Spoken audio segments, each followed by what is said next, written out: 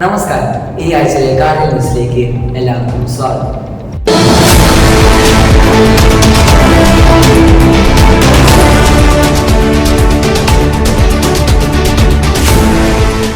കഴിഞ്ഞ ഞായറാഴ്ച മതബോധന വിദ്യാർത്ഥികളുടെ മാതാപിതാക്കൾക്കായി നടത്തിയ സംഗമത്തിൽ retired SIC Babu John sir നയിച്ച വളരെ പ്രയോജനപ്രദമായ ഒരു ബോധവൽക്കരണ ക്ലാസ് സംഘടിപ്പിച്ചു.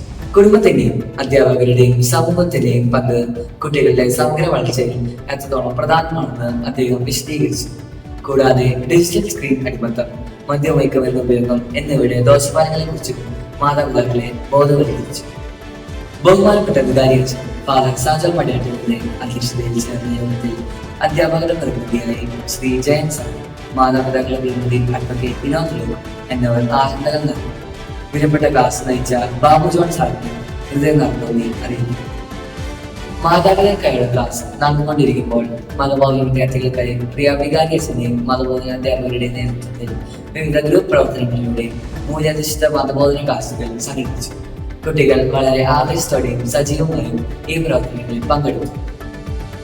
ജൂലൈ 28 ഞായറാഴ്ച മുതൽ ഉപരിപഠനത്തിനായി കാർഡിനൽ നഗർ ഇടവക വിശ്വാസ പരിശീലന വിഭാഗത്തിൽ നിന്ന് വിട പറയുന്ന സിസ്റ്റർ പ്രിൻസിക്ക് വികാരിയച്ഛൻ യാത്രയയപ്പ് ആശംസകൾ നേർന്നു. അതോടൊപ്പം കരുണാലയം ഗവൺമെന്റിൽ നിന്ന് ഇടവക വിശ്വാസ പരിശീലന വിഭാഗത്തിലേക്ക് എത്തിച്ചേർന്ന സിസ്റ്റർ അമലയെ സ്നേഹപൂർവ്വം സ്വാഗതം ചെയ്യുന്നു.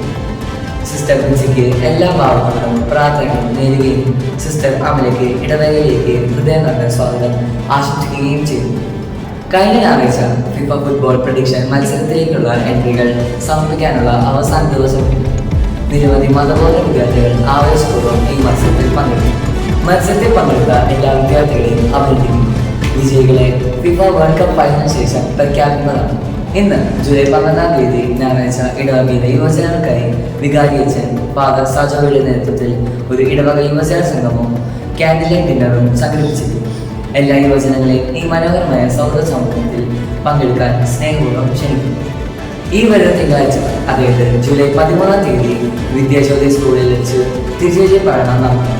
അന്നേ ദിവസം അമലാപുരം കോൺവെന്റ് ചാപ്പലിൽ വെച്ച് വൈകിട്ട് 6 മണി മുതൽ തിരിച്ചു വണങ്ങാൻ സൗകര്യം ഉണ്ടായിരിക്കുന്നതാണ്.